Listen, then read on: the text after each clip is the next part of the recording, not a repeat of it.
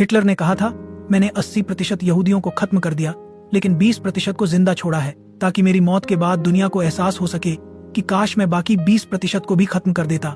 इतिहास में हिटलर को यहूदियों का सबसे बड़ा दुश्मन माना जाता है, क्योंकि उसी ने 60 लाख से ज्यादा यहूदियों को चुन चुनकर मौत के घाट उतारा था। सवाल उठता है, हिटलर यहूदियों से इतनी नफरत क्यों करता था?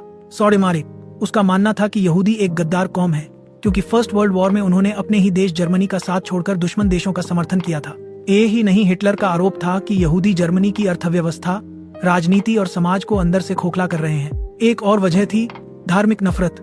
हिटलर एक कट्टर ईसाई था और उस दौर के बहुत से ईसाइयों का मानना था कि ईसा मसीह, जीसस क्राइस्ट, को सूली पर चढ़ाने वाले यहूदी ही थे। इसी धार्मिक विश्वास ने भी हिटलर को यहूदियों के खिलाफ और ज्यादा कट्टर बना दिया।